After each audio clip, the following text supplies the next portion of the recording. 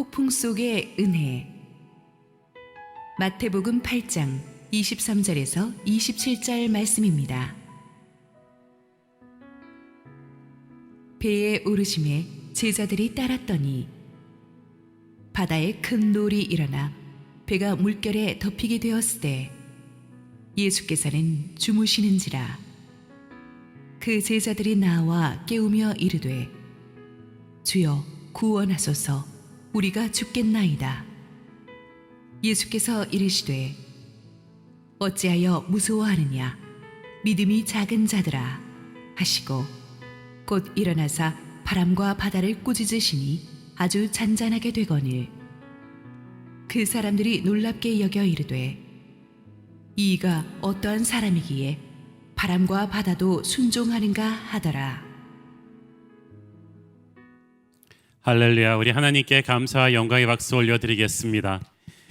우리 교회 창립 11주년을 맞는 축복된 생일인데, 이렇게 코로나 사태로 인해서 이 11주년 창립 기념 예배를 텅 빈 예배당에서 온라인 생방송으로 드리게 되어서 저도 마음이 좀 무겁고 힘든데, 우리 성도님들도 오죽하시겠습니까? 그렇지만 하나님께서, 보이지 않는 성령께서 우리 모두를 한 몸으로 묶어주고 있다고 믿습니다. 저희 온라인 성가대가 일찍부터 이것을 기획하고 준비했는데 제가 생각했던 것보다 훨씬 스펙타클러하게 아름답게 잘 나온 것 같습니다. 오늘 11주년 기념 예배는 많은 성도님들이 또 줌으로 함께 동참하고 계신데, 한번 우리 온라인 성가대 너무 성령 충만하게 찬양 잘하셨죠? 한번 힘찬 격려의 박수 한번 부탁합니다. 감사합니다. 함께 온라인 성가대에 참여하셨던 분들은 저 영상을 교회에서 여러분한테 보내드릴 거예요. 그래서 정말 기념으로 한번 간직할 만한 것 같습니다. 우리 줌으로 함께 들어오고 계신 성도님들 한번 손을 들어서 함께 한번 박수하면서 우리 하나님께 영광 돌리겠습니다. 여러분이 함께 이 시간에 예배하고 있는 것을 이렇게 제가 볼 수 있으니까 얼마나 좋은지 모르겠습니다. 부부간에 앉아 있는 분도 계시고, 가족들과 함께 계신 분도 계시고, 혼자 있는 분도 계시고, 또 뒤에 멋있는 배경화면을 교체한 분도 계시고, 너무 감사합니다. 여러분이 있으니까 저 온라인 사이버 스페이스 상에서 여러분이 성령의 힘으로 우리가 하나 된 것을 믿습니다. 모든 한국 교회가, 아니 전 세계 교회가 코로나19 폭풍으로 인해서 너무나 힘든 시간을 보내고 있습니다. 지금까지 저는 매년 창립 기념주일 설교에서 항상 미래에 대한 비전과 소망을 이야기해 왔었는데, 올해는 상황이 상황인지라 어떤 설교를 할까 고민을 많이 했습니다. 그러다가 얼마 전에 출간된 제 신간인 그 폭풍 속의 은혜, 그 제목을 그냥 그대로 설교하는 게 낫겠다고 싶었습니다. 우리 함께 한번 기도하시고 하나님의 말씀 보겠습니다. 사랑하는 아버지, 은혜를 감사합니다. 오늘 우리 새로운 교회 11번째 생일입니다. 생일 잔치를 이렇게 텅 빈 예배당에서 하게 되어서 마음이 힘이 듭니다. 그렇지만 주님께서 이 모든 환난 가운데서도 주님의 몸된 교회를 지키시고 계심을 믿습니다. 우리 사랑하는 성도들을 붙들어 주시고 부족한 종은 온전히 주님의 은혜의 휘장 뒤에 숨겨 주시옵소서. 예수님 이름으로 기도했습니다. 아멘. 오래전에 허리케인 조지라는 이름의 무서운 태풍이 도미니카 공화국과 미국 남동부 지역을 강타해서 엄청난 피해를 입힌 적이 있었습니다. 300명이 넘는 사람들이 죽었고 몇십억 불의 재산 피해를 순식간에 내버렸습니다. 그 정도는 아니더라도 매년 우리나라에도 크고 작은 여름 태풍이 밀어닥쳐서 큰 피해를 겪고 있습니다. 태풍은 예나 지금이나 몹시 파괴적입니다. 우리가 평소에 애지중지해오던 것들을 송두리째 부셔버리는 그런 힘이 있죠. 그래서 뉴스나 이런 곳에서 이렇게 태풍이 지나간 곳을 보면 처참하기 이를 데 없습니다. 그 고통은 사실 뉴스로 보는 것보다 본인이 겪어본 사람들은 얼마나 처참한지 알 수가 있습니다. 폭풍은 뜻하지 않은 때에 우리를 급습합니다. 오늘날 첨단 과학 기법을 가지고도 우리는 폭풍의 방향을 제대로 예측하지를 못합니다. 지금 우리나라로 북상해 오고 있는 하이선 같은 그런 폭풍도, 이 태풍도 기상청이 예측했던 거는 방향과는 조금 더 막 동쪽으로 비껴가고 있지 않습니까? 미국 중서부를 초토화시키는 항상 이 회오리바람, 토네이도의 그 방향도 간신히 15분 전에야 정확한 예측이 가능하다고 합니다. 그러니까 옛날 사람들은 어땠겠습니까? 무서운 폭풍이 오기 전에는 뭐 좀 사인이 보여야 준비를 하는데 그렇지 않고 갑자기 들이닥치는 폭풍이 있어요. 오늘의 본문도 24절에 보니까 갑자기 바다에 큰 놀이 일어났다고 했어요. 영어 성경 보니까 without warning a furious storm came. 아무 예고 없이 갑자기 무서운 폭풍이 일어났다고 했어요. 전혀 준비 없이 당하는 폭풍, 이거 정말 무섭습니다. 여기서 성경에 바다라고 표현된 곳은 사실상 갈릴리 호수를 가리킵니다. 워낙 커서 당시 사람들이 바다라고도 불리웠습니다. 이 갈릴리 호수는 참 아름다운 호수죠. 세로로 22km, 가로로 13km 정도의 평균 수심이 55m 정도 되는 아름다운 호수입니다. 바다같이 넓은 이 갈릴리의 전경이 얼마나 아름다웠는지 한 랍비는 말하기를 하나님은 7개의 바다를 만드셨지만 갈릴리야말로 하나님의 기쁨이었다고 했습니다.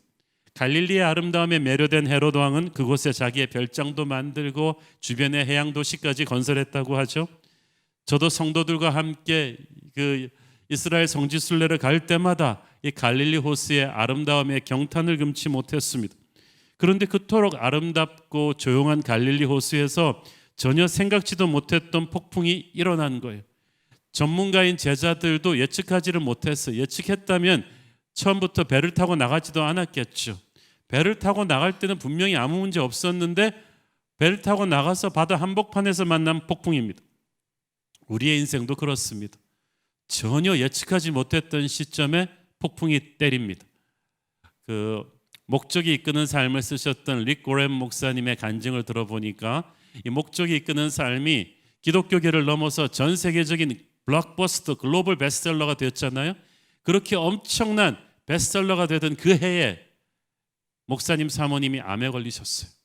청천벽력 같은 이 암 치료를 시작하면서 목사님 가정이 얼마나 놀랬겠습니까? 어떻게 보면 자기 인생에 가장 햇살이 내려쬐는 가장 찬란한 순간인데 생각지도 못한 폭풍에 휩쓸린 거예요. 우리 인생이 그렇습니다. 분명히 방금 전까지 너무나 고요하고 평안했던 우리의 인생에 폭풍이 몰아닥칩니다. 가장 믿고 의지했던 사람이 갑자기 내게서 돌아선다거나 가장 망할 수 없는 사업이 망해버린다거나 영화나 드라마에서나 보던 일들이 이건 다른 사람한테 일어나야 되는 일이 나한테 터집니다. 도저히 정신을 차릴 수가 없는 의외의 방법으로 의외의 시간에 나를 뒤통수를 때리고 오는 폭풍입니다. 폭풍은 우리를 무기력하게 만듭니다. 파괴력이 있는 데다가 예측 불허의 때에 우리를 급습하기 때문에 너무나 무기력해져요. 무기력해지니까 방향 감각을 잃어버려요. 폭풍에 휘말리면은요 동서남북을 종잡을 수가 없습니다. 그토록 자신만만하게 살아왔던 내 인생이 주관자가 내가 아님을 절감하죠. 내 인생의 조정관을 놓아버릴 수 없는 상황에서 내가 이렇게 무기력해질 수 있는가를 절감하게 됩니다. 요즘 경기가 어려워서 많은 기업들이 파산 신청을 내고 있는데 한 작은 회사를 운영하는 사장님이 이런 고백을 했습니다. 목사님, 사실 요즘은 결정을 내리는 게 너무나 두렵습니다. 얼마 안 되는 식구들이지만 전부 제 얼굴만 보고 있는데 결정을 내릴 때마다 회사를 더 수렁으로 몰고 가는 거 아닌 것 같아서 두렵습니다. 정말 무섭습니다. 안 그래도 힘든 불경기에다가 코로나 폭풍까지 밀어닥치면서 방향 감각이 없어진 거예요. 폭풍은 그래서 우리의 전문성과 자존심을 사정없이 짓밟아 버리죠. 예수님의 제자들 배에 정통한 사람들이고 바다에 정통한 사람들입니다. 평생 갈릴리에서 어부를 하면서 살아왔어요. 애지간한 폭풍에는 아주 익숙한 사람들인데 그 제자들이 충격에 사로잡혀서 아무것도 못할 정도였다고 하면 이 폭풍은 엄청난 폭풍입니다. 우리는 보통 어지간한 문제들은 우리의 실력과 노력과 인맥으로 해결할 수 있다고 생각합니다. 그런데 이 정도 불가항력적인 엄청난 폭풍을 만나게 되면 아무것도 소용이 없어요. 결국은 죽을 수밖에 없을 것 같다는 생각, 우리가 이때까지 쌓아왔던 모든 것들이 눈앞에서 사라질 거라는 생각, 그래서 폭풍이 우리의 몸을 죽이기 전에 마음을 죽여버립니다. 그런데 기가 막힐 사실은 제자들이 탄 배에 예수님이 타고 계셨어요. 그런데도 폭풍이 와요. 심지어 23절에 보니까 예수님이 배에 오르셨기 때문에 제자들도 배를 탄 거예요. 모든 걸 아시는 예수님이 배에 오르셔서 예수님이 따라가신 대로 하자는 대로 따라가서 왔는데 그 배에 폭풍이 온 거예요. 예수님이 인도하시는 인생에 폭풍이 없다고 누가 그랬습니까? 그런데 우리가 막상 갈등이 와요. 아니, 나 예수님 모시고 있는데, 예수님 인도하심을 따라왔는데 웬 폭풍이지? 이 폭풍은 예수님 불순종하는 사람들, 예수님 안 믿는 사람들한테나 몰아닥치는 거지, 교회 잘 다니는 착한 나에게는, 기도하는 예배하는 나에게 왜 이런 일이 일어나지? 그런데 오늘의 스토리가 보여주듯이 우리가 예수님을 믿고 살아도, 예수님의 인도하심을 따라가도 우리에게 폭풍이 닥칠 수 있다는 사실이에요. 당혹스러운 건 그것만이 아닙니다. 24절을 다시 읽어보겠습니다. 바다에 큰 놀이 일어나 배가 물결에 덮이게 되었으되 예수께서는 주무시는지라. 아니, 폭풍이 오면 예수님이 문제를 해결해 주셔야 될 터인데, 아니 예수님이 인도하셔서 탄 배잖아요. 그러면 예수님이 이거 다 내 책임이다, 걱정 마, 내가 해결할게, 이래야 될 텐데 예수님이 하필 이 위급한 때에 주무시고 계셨어요. 예수님도 주무실 때는 주무셔야만 되지만 세상에 하고 많은 때로 다 놔두고 왜 이때 주무신단 말인가? 우리도 인생에서 아주 힘든 시련의 폭풍을 만날 때 너무 놀라고 힘들어서 부르짖는데 하나님이 침묵하시는 때가 있어요. 그래서 우리는 하나님이 주무신다고 생각해요. 시편 기자도 그런 고백을 했죠. 시편 44편 23절. 주여 깨소서, 어찌하여 주무시나이까? 일어나시고 우리를 영원히 버리지 마소서. 설마 하나님이 진짜 주무셨겠어요? 그렇지만 폭풍 속에서 침묵하셨기 때문에 주무시고 계신 것처럼 느낀 것뿐이죠. 폭풍은 무섭고 고통스럽습니다. 그런데 오늘의 메시지의 주제는 그런데 그 폭풍 속에 은혜가 있어요. 폭풍이 아니고는 체험할 수 없는 은혜가 있다는 거예요. 비가 없이 항상 햇빛이 찬란하면 그 땅은 사막이 되어버린다는 말이 있죠. 바다 생물을 죽이는 음침한 그 적조 현상을 유일하게 해결할 수 있는 방법은 태풍이 와서 바다를 한번 확 송두리째 뒤집어 놓는 것입니다. 마찬가지로 우리 인생의 영혼의 적조도 태풍이 몰려와서 한번 확 뒤집어 놓았을 때 뜻밖의 해결되는 경우가 많아요. 저는 이 폭풍 속의 은혜를 창립 11주년 기념 설교에서 여러분과 함께 나누고 싶습니다. 첫째, 폭풍이 우리를 기도하게 만들어요. 여러분 평소에 아무리 기도원 가세요, 금식 좀 해보세요, 새벽 기도 해보세요 이런 말 해도 절대로 기도 안 하던 사람이 폭풍이 밀어닥치면 납작 엎드려서 기도하게 되는 경우가 얼마나 많아요. 왜냐하면 폭풍은 우리를 무기력하게 만들거든요. 우리를 겸손하게 만들거든요. 예수님이 주무셨다는 것은 어쩌면 우리가 무릎을 꿇는 이 겸손을 기다리셨다는 뜻이에요. 우리의 이 교만이 깨어지기를 기다리셨다는 뜻이기도 합니다. 겸손해지고 절박해진 제자들은 자기들 힘으로 이 폭풍을 벗어나려는 노력을 포기합니다. 제자들이 처음부터 예수님을 깨운 것이 아니라 처음에는 자기들 힘으로, 자기들은 뱃사람이니까 경험이 있으니까 자기들 힘으로 저 나와보려고 노력을 했는데 하다 안 되니까 예수님을 깨우기 시작했어요. 제자들이 깨우기 전까지 예수님은 주무시고 계셨어요. 그러니까 폭풍이 예수님을 깨운 게 아니고 제자들이 깨워서 예수님을 깨운 거예요. 여러분, 우리는 폭풍이 일어나면 막 깨요. 그렇지만 예수님은 깨지 않으세요. 우리는 폭풍 때문에 당황하고 두려워하지만 예수님은 폭풍에 전혀 상관하지 않으십니다. 예수님을 깨우는 것은 제자들이에요. 제자들이 깨운 거예요. 예수님을 깨우는 것은 우리의 기도입니다. 우리가 고난 중에 있기 때문에 예수님이 도와주시는 것이 아니라 우리가 고난 중에서 기도할 때 예수님이 깨어 도와주시는 것입니다. 기도는 기도밖에 할 수 없을 때 진짜 기도라는 말이 있죠. 제자들이 전에 없는 절박감으로 예수님을 흔들어대면서 기도하니까 예수님이 일어나셨어요. 그리고 제자들은 곧 알게 되죠. 진작 주님을 깨웠을 걸. 빨리 예수님을 깨웠으면 좋았을 걸. 우리가 왜 처음부터 안 깨웠던가 후회를 하게 됐을 거예요. 폭풍은 우리를 기독해 만들면서 동시에 우리를 정결하게 하고 깊어지게 합니다. 서울 하늘이 공해가 심해서 항상 좀 뿌연데 이 폭풍을 동반한 장마비가 휩쓸고 나면 하늘이 깨끗해요. 그러면 저는 밖에 나가서 이렇게 사진 많이 찍습니다. 하늘이 깨끗해진 서울이 얼마나 아름다운지 몰라요. 우리 인생도 그렇습니다. 폭풍 같은 시련의 먹구름이 몰려올 때 너무 고통스러운데 이 폭풍이 내 영혼의 먹장 같은 것들을 많이 쓸고 지나가 버려요. 그래서 우리 인생에서 정말 중요한 것이 무엇인지 다시 돌아보게 해주고 누가 우리 인생의 진정한 친구인지를 깨닫게 해줍니다. 우리가 그동안 알게 모르게 저질렀던 실수들, 잘못 내렸던 결정들, 우리 인격 속에 숨어있던 독성들을 인식하고 반성하게 해주는 것이 또 폭풍이기도 합니다.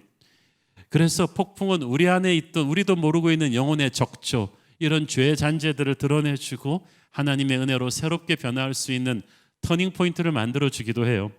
그래서 교회사를 보면 믿음의 영웅들은 자기 개인의 인생이나 나라나 교회에 여기치 않았던 태풍이 몰려올 때 항상 하나님 앞에서 자신의 죄를 회개하는 참회록을 썼죠. 영성과 인격의 깊이는 회개의 깊이입니다. 세상의 영을 가진 사람들은 뻔뻔해요. 잘못해놓고도 사과할 줄 몰라요. 회개가 없어요. 그러나 성령의 사람들은 모든 고난 속에서 자신의 죄를 돌아볼 줄 알아요. 회개할 줄 알아요. 그래서 그 속에 쏟아지는 하나님의 은혜의 힘으로 다시 일어설 수가 있는 거예요. 창립 11주년을 맞아서 지난 주간 제 방 데스크에 앉아서 기도하며 이 설교를 준비하는데 문득 지난 11년 동안에 새로운 교회가 여기까지 오기까지 이 5천 명에 가까운 성도들이 은혜로운 사도행전적인 성장을 해오기까지 겪었던 크고 작은 수많은 폭풍들이 생각이 났어요. 모든 목회자 성도들이 함께 알고 겪었던 폭풍도 있었고 대부분의 성도들은 모르고 저와 소수의 리더십들만 알고 가슴앓이를 하면서 억울함을 감수하고 기도하면서 견뎌내야 됐던 폭풍도 있었습니다. 이 폭풍을 지날 때는 죽을 만큼 괴로웠고 외로웠습니다. 그렇지만 주님을 바라보며 견뎌내는 그 과정에서 하나님께서 저와 교회를 정결하게 하시고 영적인 거품을 쫙 빼주시고 정금같이 아름답게 만드시는 것을 느낄 수가 있었어요. 그래서 크든 작든 폭풍 하나를 뚫고 나올 때마다 교회가 영적으로 업그레이드 되는 거예요. 기도가 달라지고 인격이 달라지고 영적으로 새로워지는 것을 느낄 수가 있었습니다. 그 경험들이 벌써 몇 권의 책으로 세상에 나왔죠. 하나님이 내시는 길이라든가 내게 힘을 주는 교회, 그리고 폭풍 속의 은혜, 이런 책들을 통해 국내의 많은 목회자들과 성도님들에게 선한 영향력을 끼치고 있습니다. 폭풍 속에서 우리가 영혼이 정결하게 될 때 그게 다른 사람의 영혼을 감동시키는 어떤 보이지 않는 파워가 있어요. 남해에 갔을 때 그곳에 있는 유배문학관이라는 곳을 방문한 적이 있습니다. 조선시대 때 치열한 당파 싸움으로 수많은 양반들이 남해로 유배를 왔다고 합니다. 그 중에는 진짜 죄를 지어서 유배 온 사람도 있지만 대부분의 경우는 그냥 당파 싸움의 희생양이 된 거예요. 그래가지고 하루아침에 권력도 잃고 부모 형제로부터 떨어져서 이 유배온 한때 잘 나가던 한양의 선비들이 대부분이었는데 처음에 이 외지로 귀양 오니까 그들이 얼마나 낙심하고 슬펐겠어요. 두문불출 처음에는 아무것도 못하다가 어느 순간부터는 평소에 못 보던 책들도 다시 깊이 읽게 되고 자연 속에서 오래 걷고 생각하고 또 먹고 자는 것을 아주 소탈하고 심플하게 하면서 또 평소에 무시하던 소박한 시골 사람들과 교제하면서 내면 세계가 깊어지게 되었어요. 그때 붓을 들고 쓴 작품들이 기가 막힌 지혜와 감동이 있는 거예요. 그래서 김만중의 사시남정기라든지 정약용의 목민심서 같은 명작들이 다 유배 생활 속에서 집필된 작품들인데 이 유배 생활에서 집필된 작품들이 많아지면서 유배 문학이라는 새로운 문학 장르까지 생겼다는 걸 저는 좀 늦게 알았어요. 우리나라뿐 아니라 외국도 마찬가지예요. 삶이 그대를 속일지라도 슬퍼하거나 노하지 말라는 러시아의 문어 푸시킨도 유배 생활 중에서 많은 작품들을 썼다고 합니다. 죄와 벌의 저자 도스토옙스키도 다 시베리아 유배 생활 중에서 기가 막힌 작품들을 썼거든요. 성경에도 그렇더라고요. 우리가 큐티할 때 많이 보고 찬양할 때 보는 그 시편의 대부분이 다윗이 유배 생활 중에서 쓴 것이고 이스라엘 사람들이 바벨론 포로 생활 속에서 쓴 것들이에요. 신약 성경의 그 바울의 옥중 서신들도 그야말로 감옥에서 유배 생활 속에서 쓴 것들이잖아요. 다 폭풍 속에서 준 은혜였어요. 우리가 그동안 진짜 바쁘게 살았잖아요. 그런데 코로나로 인해서 많은 것들을 못하게 되었어요. 이 얼어붙은 시간을 낭비하지 말고 거룩한 유배 생활이라고 생각해 보면 어떻겠습니까? 다음 시즌을 준비하는 영적인 실력을 한번 나 자신을 돌아보며 한번 축적해 보자. 저는 우리 성도들이 좀 그런 결심을 했으면 좋겠습니다. 그래서 성경을 조금 더 영어 성경도 한번 보고 또 말씀과 기도 생활을 좀 새롭게 하고 또 평소에 읽지 못했던 경건서적들도 좀 읽어보시고 특히 하루에 한 페이지씩이라도 영성 일기를 쓸 것을 제가 좀 권유하고 싶습니다. 제가 중학교 때 미국에 이민 가가지고 개척교회 목사님의 아들로서 많이 외롭고 친구도 없어서 힘들었을 때 일기를 많이 썼어요. 한국 성경, 영어 성경을 교대로 읽으면서 일기를 쓰고 또 책을 읽으면서 느낀 것들 일기를 썼고 그 수십 년 동안 그 썼던 그 일기가 쓰는 습관이 오늘날 30권에 가까운 책을 쓸 수 있는 그런 저력이 되지 않았나 싶습니다. 특히 또 이번 학기에는 우리가 코로나를 묵상하지 말고 예수님을 바라보자는 뜻에서 첫째는 매주 화요일 저녁과 토요일 오전에 아까 광고 나갔죠. 2번에 걸쳐서 신구약 성경 66권의 맥을 쫙 잡아주는 All New 온라인 성경 속으로를 개강합니다. 성경 속으로는 우리 교회 기본 양육 프로그램이기 때문에 하신 분들이 많겠지만 이번에는 강사 세팅도 다 바꾸고 온라인 촬영을 녹화를 우리가 새로 싹 다 하거든요. 그래서 바쁜 직장인들도 집에서 그냥 수강하실 수 있어요. 특히 옛날에 한번 수강하신 분들이 재수강하실 때는 아주 원가로 교재비만 내고 또 들으실 수 있도록 교회에서 또 조치해 드릴 거예요. 또 그동안 매주 금요일 저녁에는 학기 때마다 뉴젠 학부모님들을 위한 패밀리 임팩트 부모님들을 위한 교육 세미나를 교회에서 그동안 해왔는데 이번 학기는 이것도 100% 온라인 강좌로 만들 것입니다. 특별히 코로나 블루 시대를 맞아서 우리가 자녀들과 겪는 갈등과 여러 가지 문제들을 국내에 아주 좋은 전문가들을 모시고 그렇게 다양한 콘텐츠를 해서 코로나 시대에 성경적인 자녀 교육을 강의해 드릴 텐데 그동안 거리도 멀고 금요일 저녁 교통체증 때문에 못 오셨던 분들 다 등록하시길 바랍니다. 그래서 100% 온라인으로 가는 성경적 자녀 교육 금요일 저녁에 또 나가거든요. 여러분 우리가 세상의 뉴스만 보고 있으면 불안해서 이 힘든 시대를 어떻게 살겠습니까? 눈을 들어 주님을 보십시오. 예수님을 생각합시다. 말씀 속으로 들어갑시다. 말씀에 입각한 성경적인 자녀 교육을 생각합시다. 우리 모두 이 거룩한 코로나 유배 생활 기간 동안에 영적으로 깊어지는 시간 됐으면 좋겠습니다. 셋째로 폭풍은 우리를 강하게 만듭니다. 폭풍이 우리를 약하게 흔들어 놓을 것 같은데 아니에요. 폭풍 속에서 나무는 더 깊이 뿌리를 내리듯이 우리는 더 영적으로 인격적으로 강해질 거예요.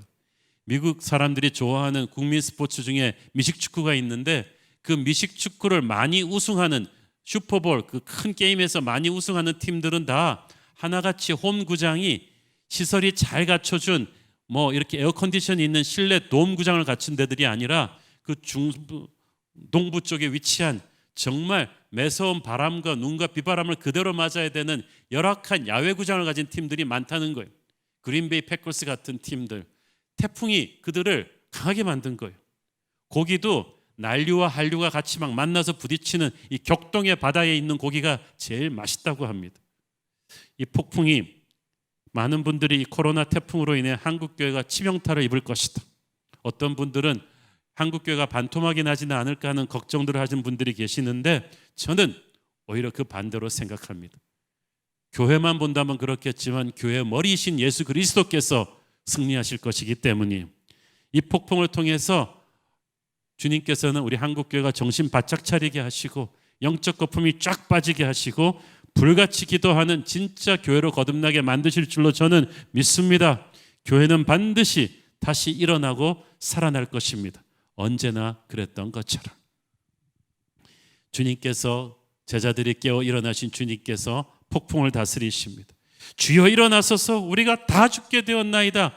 제자들이 막 깨워서 예수님을 깨웠어요. 그리고 예수님을 깨우면 그때부터 게임 끝이에요.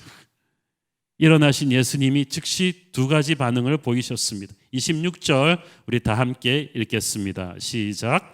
예수께서 이르시되 어찌하여 무서워하느냐, 믿음이 적은 자들아 하시고 곧 일어나서 바람과 바다를 꾸짖으시니 아주 잔잔하게 되거늘.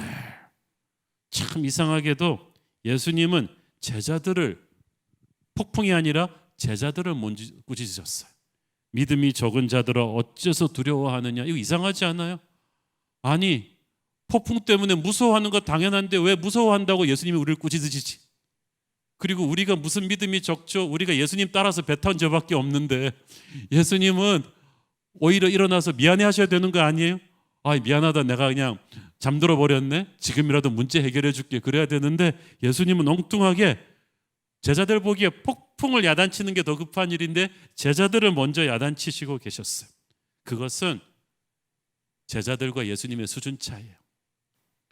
제자들은 폭풍 때문에 패닉하는데 예수님은 폭풍 때문에 패닉하지 않으세요. 폭풍은 오히려 우리의 인생에서 반드시 있어야 할 일부분임을 주님은 알고 계십니다. 그리고 주님은 폭풍을 압도할 힘이 있으세요. 예수님의 관심은 그러므로 폭풍의 심각성에 있는 것이 아니고 폭풍과 마주하고 있는 우리의 믿음이에요. 우리는 우리의 현실 앞에 닥친 폭풍을 너무 깊이 묵상하고 있어요. 분석하고 해석합니다. 남한테 책임 전가하기도 합니다. 코로나는 왜 일어났나? 왜 번지고 있나? 왜 스탑이 안 되나? 정치 지도자들은 왜 이렇게 무기력하냐? 부동산 앞으로 어떡하냐? 우리 아이들 취업난 어떡하냐? 계속해서 크고 작은 폭풍을 바라보고 있는데 예수님은 폭풍을 대하는 우리의 믿음을 바라보고 계십니다. 우리가 강한 믿음을 가지고 폭풍을 대적한다면 폭풍은 결코 우리를 죽이지 못할 것입니다. 그러므로 예수님은 마치 우리에게 이렇게 말씀하고 계신 것 같습니다. 어째서 너희들은 나의 능력을 믿지 않는가? 나의 능력이 이 폭풍을 압도할 것을 너희들은 모른다는 말인가? 그것을 우리에게 테스트하고 계신 거예요. 예수님께서 폭풍 속에서 주무시고 계셨다는 것은 폭풍 가운데도 하나님의 정하신 시간 스케줄이 있다는 것을 의미합니다. 아무리 우리가 마음이 급하고 상황이 힘들어서 발버둥을 쳐도 주님은 주님의 시간이 돼야 움직이실 것입니다. 우리가 전혀 생각지도 못한 주님의 방법대로 하나님이 택하신 사람들을 통하여 역사하실 것입니다. 그래서 우리는 상황이 힘들어질수록, 폭풍 속에 있을수록 온몸을 틀어서 폭풍의 바다를 보는 것이 아니라 눈을 들어 주님을 바라봐야만 돼요. 오래전에 바벨론의 포로로 끌려갔던 다니엘은 예배드리고 싶어도 예배드릴 성전이 없었어요. 그래서 할 수 없이 매일 하루에 3번씩 성전이 있는 예루살렘 쪽을 향해서 창문을 열고 예배를 드렸습니다. 지금 줌으로 또 온라인으로 예배드리고 있는 여러분들처럼 우리도 다니엘의 마음으로 어디에 있든지 하나님의 임재를 그리워하며 교회를 사랑하며 기도하는 마음을 잊지 말아야 할 줄로 믿습니다. 제자들을 꾸짖으신 직후에 예수님이 바람과 파도를 꾸짖으셨어요. 순식간에 잠잠해졌어요. 여러분, 폭풍은 서서히 물러간 것이 아니라 순식간에 물러갔어요. 폭풍은 스스로 물러간 것이 아니라 예수님이 물리치셨어요. 예수님이 물리치신 것은 제자들이 예수님을 깨웠기 때문이죠. 여러분, 그래서 중요한 공식들이 쫙 나오지 않아요? 폭풍은 그냥 견딘다고 물러가는 게 아니고 기도해서 예수님을 깨워야 되는 거예요. 깨어 일어나신 예수님께서 폭풍 속에서 너희들은 무슨 영적인 레슨을 배웠느냐, 우리의 믿음 상태를 점검하신 뒤에 예수님이 폭풍을 해결을 하세요. 예수님께서는 태산 같은 폭풍을 잠재울 수 있는 분이십니다. 그날 예수님께서 제자들의 주변의 폭풍만 해결해 주지 않으시고 갈릴리 호수 전체의 폭풍을 잠잠케 했다는 것을 주목하십시오. 아마 제자들은 그 생각만 했을 거예요. 어떻게 예수님이 우리를 이 폭풍 속으로 뚫고 나갈 수 있도록 기가 막힌 항해술로 쫙 뽑아주지는 않을까. 우리는 그 생각을 하지 않나요? 전체 폭풍이 종식되는 것보다는 일단 나 좀 살려주세요. 그렇죠? 그런데 예수님은 제자들의 기도로 제자들만 살리신 것이 아니라 그 갈릴리의 모든 폭풍에 휩쓸려 있던 비슷한 상황에 있던 배들을 다 살려주신 거예요. 여러분, 우리의 기도로 온 세상을 뒤덮고 있는 글로벌 팬데믹 코로나 폭풍이 순식간에 물러갈 수 있음을 믿습니까? 전문가들은 지금 코로나가 언제 종식될 것인가에 대해서 대부분 비관적입니다. 책임질 수가 없으니까. 연말까지, 내년 초까지 비관적으로 말합니다. 백신이 개발돼도 그것이 다 공급되는 게 힘들 것이고 막 이런 여러 가지 얘기들을 하는데, 여러분, 나사렛 예수의 이름으로 순식간에 폭풍이 잠잠해질 수 있음을 믿으십니까? 우리가 그것을 믿어야 돼요. 바람과 파도까지도 예수님께 순종했다는 것은 우리를 둘러싸고 있는 모든 문제도 예수님의 주권하에 놓여 있다는 뜻이에요. 우리는 코로나 때문에 많이 놀랬죠. 그러나 예수님은 놀래지 않으세요. 어떡하나 그러고 있지도 않으세요. 그러므로 역사의 주관자이신 예수님이, 폭풍을 순식간에 잠잠케 할 수 있는 예수님이 우리와 함께 있는 한 우리는 절망하지 않습니다. 폭풍은 무섭죠. 그러나 영원하진 않죠. 하나님의 때가 되면 반드시 물러가게 될 것입니다. 시편 121편 7절 우리 함께 읽겠습니다. 시작. 여호와께서 너를 지켜 모든 환난을 면하게 하시며 또 네 영혼을 지키시리로다. 아멘. 우리가 명심할 것은 하나님께서 우리를 모든 환난으로부터 지키실 것이다 하는 거예요. 예수님이 개입하셔야 폭풍이 끝납니다. 인간은 스스로를 구원하지 못합니다. 하나님의 개입을 끌어내야만 됩니다. 인간이 하나님의 개입을 끌어낼 수 있는 유일한 길은 기도인 거예요. 그래서 이 코로나 시국에 한국교회는 한국교회의 자랑스러운 전통인 불같은 기도를 회복해야 돼요. 새벽기도, 철야기도, 금식기도, 그동안에 전설처럼 듣기만 하고 장롱에 박혀있던 그 모든 기도의 자산들을 다 끌어내서 뜨겁게 기도해야 되는 것이 바로 코로나 기간이에요. 그래야 예수님이 깨어나실 거예요. 깨어나신 예수님이 바다를 잔잔케 하셨습니다. 27절 읽습니다. 그 사람들이 놀랍게 여겨 이르되 이가 어떠한 사람이기에 바람과 바다도 순종하는가 하더라. 폭풍 때문에 그토록 고생하던 제자들이 바람과 파도를 순식간에 잠재우시는 예수님을 보면서 입이 떡 벌어졌어요. 이때까지 제자들이 예수님을 알긴 알았지만 자기들과 비슷한 수준에서 생각했었나 봐요. 그냥 뛰어나신 선생님 정도라. 그러나 그는 하나님이셨어요. 차원이 다른 분이었다는 거예요. 예수님은 우리를 도우실 수 있는 분, 우리를 간신히 살아남게 하시는 분이 아니라 넉넉히 이기게 하시는 분, 폭풍 자체를 잠재워 버리면서 승리하게 하시는 분인 줄 믿습니다. 제자들은 이제 예배가 달라졌어요. 우리도 이제 예배가 달라져야 돼요. 기도가 달라져야 돼요. 한 차원 높은 믿음의 사람이 되는 것입니다. 폭풍이 무섭지만 때로는 그 폭풍 때문에 배가 더 빨리 갈 수도 있어요. 우리의 인생이 지금 코로나 때문에 뒤로 막 배꼽한 것 같죠? 걱정하지 마세요. 하나님의 때가 되면 우리는 더 축복의 자리로 더 빨리 가 있을지도 모릅니다. 저는 이 폭풍을 통해서 우리가 새로운 도약을 꿈꿔야 한다고 믿습니다. 코로나19는 온 나라, 아니 전 세계에 몰아닥친 아무도 예상치 못한 거대한 폭풍이 있죠. 모든 것이 다 얼어붙었고 언제 끝날지 모릅니다. 특히 한국 교회에게 있어서 이 코로나 사태는 가혹한 폭풍입니다. 정부는 교회 예배들도 신천지 이단 집회처럼 밀접 접촉이 일어나는 모임으로 취급해서 예배 중단을 요청하고 여러 행정명령으로 교회 현장 예배를 압박해 온 지가 오래되었습니다. 도저히 형편이 안 돼서 어쩔 수 없이 현장 예배를 방역 조치 다 하고 드린 지방의 미자립 교회들에게는 국민의 안전을 무시하고 예배를 강행했다는 혹독한 사회적인 비난이 쏟아졌습니다. 직장에서도 택시에서도 학교에서도 교회에 대한 비난이 쏟아지는 바람에 어디 가서 교회 다닌다고 말하기 겁난다는 성도들이 많습니다. 그러나 여러분, 초대교회 때는 지금보다 훨씬 안 좋은 상황이었어요. 저희들이 요새 새벽기도 때 지난주부터 사도행전을 시작했는데 저도요, 사도행전을 설계해 오던 지난 30년 동안 새로운 걸 발견했어요. 이때까지는 주로 사도행전에서 일어난 사건들, 성령 강림하시고 안진병이 일어나고 하는 그것들만 생각했지, 사도행전이 일어났던 그때 교회가 어떤 상황이었는지를 잘 생각을 못했는데, 생각해 보니까 그때 교회가 엄청나게 세상으로부터 압박받는 상황이었어요. 예수님 돌아가신 직후였단 말이에요.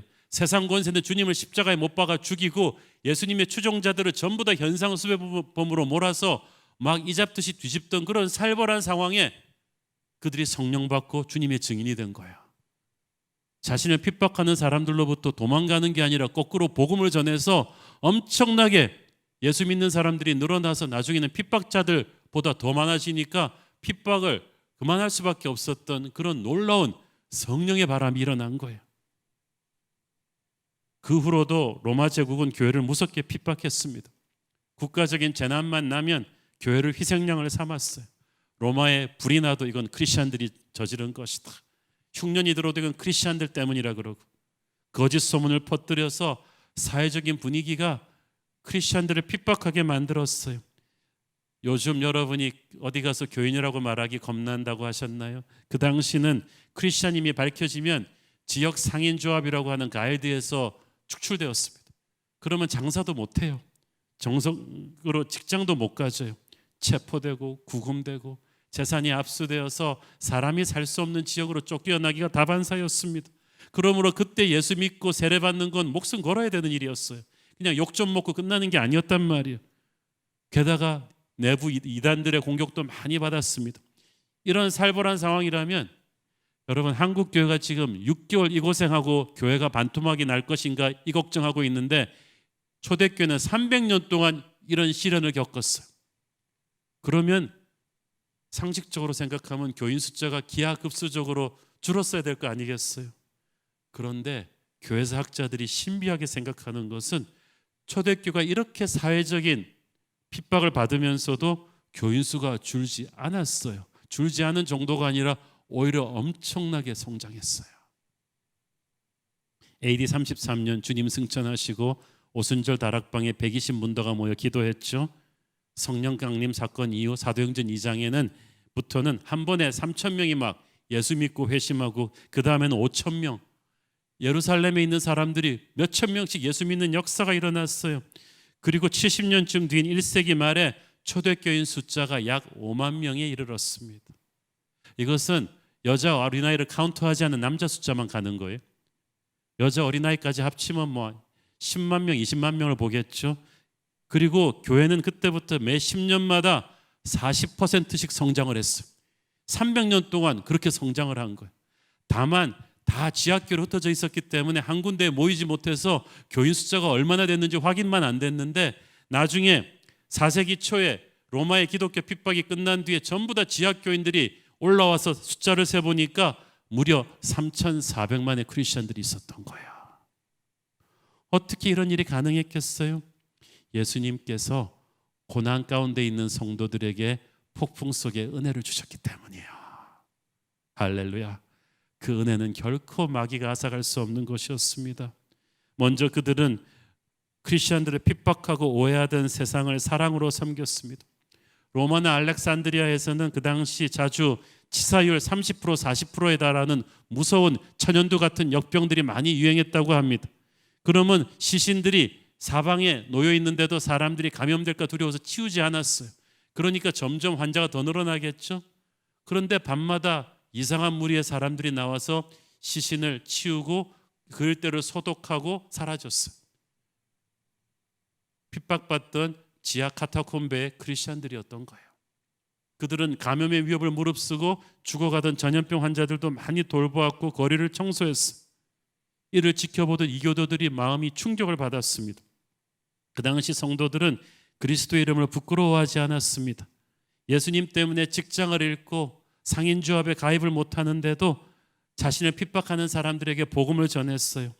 말도 안 되는 억울한 프레임을 교회에 덮어 씌울 때도 변증자들이 나서서 교회 입장을 논리적으로 반박을 하면서 복음을 전했어요. 그러니까 핍박자들이 기가 차서 말했어요. 야, 너희들은 지금 크리스찬이라는 거 숨기고 부끄러워하고 도망가야 되는데 어떻게 나한테 전도를 할 수가 있어? 이거 미친놈들 아니야? 예수의 미친놈들 아니야? 그리스도인이라는 말이 예수의 미친 사람들이라는 뜻이에요. 그리고 미쳤다고 하던 그들이 감동받아 예수 믿기 시작했어요. 예배드리다가 체포되어서 감옥 가고 처형당하는데도 찬양을 부르던 크리스찬들, 그걸 지켜보던 핍박자들이 하나씩 둘씩 복음의 능력 앞에 무릎 꿇었습니다. 그래서 근 300년의 크고 작은 핍박을 겪으면서도 초대교회는 살아남고 승리하고 부흥했던 거예요. 마귀가 번번이 반복하는 가장 큰 실수가 뭐냐 하면 교회와 성도를 계속 핍박해서 억울한 누명을 씌우고 사회적으로 왕따를 시키고 이렇게 코너로 몰면 교회를 죽일 수 있다고 생각하는 거예요. 천만의 말씀. 그 옛날 이집트의 바로 왕도 이스라엘 백성들을 점점 핍박하면 그들이 죽을 줄 알았어요. 그들이 벽돌 만드는 재료인 집도 공급해 주지 못하게 하면서 핍박의 강도를 높이면 그들이 수그러들 줄 알았는데 그들은 핍박할수록 더 기도했어요. 더 하나님께 매달리니까 하나님께서 오히려 애굽을 치시고 그들을 해방시켜 주셨잖아요. 마귀는 우리의 상태를 최악으로 몰아가면 교회를 계속 핍박하고 왕따시키고 고통을 주면 교회를 죽일 수 있을 줄 아는데 가만두더니만 못한 거예요. 하나님의 교회는 핍박 가운데 오히려 더 성장했어요. 더 믿음이 강인해졌어요. 초대교회가 그랬고 중국 지하교회가 그랬고 지금 한국교회도 그럴 것입니다. 저는 그래서 우리 한국교회가 이렇게 세상 사람들로부터 오해받고 핍박받는 이 고난의 시즌이 오히려 한국교회의 가장 영광스러운 시즌이 될 거라고 믿습니다. 우리 한국교회가 진짜 교회가 돼가는 과정이라고 믿습니다. 주님은 우리를 위하여 욕먹고 핍박당하셨는데 우리도 주님 위해서 한두 번쯤은 욕먹고 핍박당해 봐야죠. 그래야 주님의 제자라고 할 수가 있죠.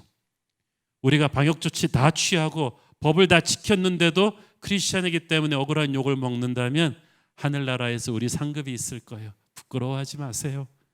예수님께서 말씀하셨습니다. 만약 너희가 사람들 앞에서 나를 부끄러워하지 아니하면 나도 하늘아버지 앞에서 너희를 부끄러워하지 않을 것이다.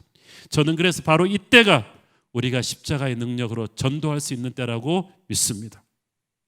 2달 뒤 11월 중순에 우리 교회는 추수감사절 주일 전주에 반드시 전도 집회를 해왔죠. 올해는 코로나 때문에 본당에서 오프라인으로 수많은 사람들을 초대해서 전도 집회는 못할 거예요. 그러나 올해 하는 전도가 진짜 전도입니다. 우리의 삶에서 우리를 오해하고 욕하고 핍박하는 사람들 천지인데 그 사람들한테 우리가 고개를 숙이는 것이 아니라 예수를 전한다면 충격이겠죠. 초대교회 사람들한테 전도당하던 그 당시 핍박자들처럼 이런 말도 듣겠죠. 너 미친 거 아니야? 너 크리스찬이라는 거 숨기고 살아도 부족한 요즘 세대 너 나한테 지금 전도하고 있냐? 그래, 전도한다. 나는 그리스도 이름이 부끄럽지가 않다. 지금부터 여러분을 가장 핍박하는 직장 동료, 기독교에 대한 상처 오해가 가장 큰 주변 사람을 이름을 부르며 기도합시다. 그들에게 복음을 전할 준비를 하십시오. 올해 교회에서 모여서 하는 것이 아닌 여러분의 직장에서 아파트에서 하는 진짜 목숨 걸고 하는 전도 저는 기대할 것입니다. 마귀가 이렇게 우리 오프라인 예배를 어렵게 하고 교회에 대한 사회적인 이미지를 실추시키면 한국 교회가 죽을 것이라고 생각했다면 그것은 마귀가 실수한 것입니다. 저는 이 폭풍의 시즌에 한국 교회가 다시 불같이 살아나서 복음의 증인이 되리라고 믿습니다. 민족 복음화의 불길을, 세계 복음화의 불길을 2배나 더 뜨겁게 할 줄로 믿습니다. 그 한국 교회의 거룩한 반격의 선봉에 저는 우리 새로운 교회가 서기를 창립 11주년을 맞아 선포하는 바입니다. 사랑하는 여러분, 강하고 담대하십시오. 교회여 일어나라. 우리는 반드시 예수 이름으로 승리할 것입니다. 기도하겠습니다. 주님 은혜를 감사합니다. 주님, 그렇습니다. 우리는 주님의 이름이 부끄럽지 않습니다. 하나님, 이 어려운 시기에 우리가 더욱 기도하며 주님을 깨워서 이 폭풍을 뚫고 나가기를 원합니다. 아니, 뚫고 나가는 정도가 아니라 깨어 일어나신 주님이 이 폭풍을 잠잠케 하시고 한국교회의 새로운 부흥의 시즌을 다시 주실 줄 믿습니다. 그 선봉에 우리 새로운 교회를 세워 주시옵소서. 예수님 이름으로 기도했습니다. 아멘.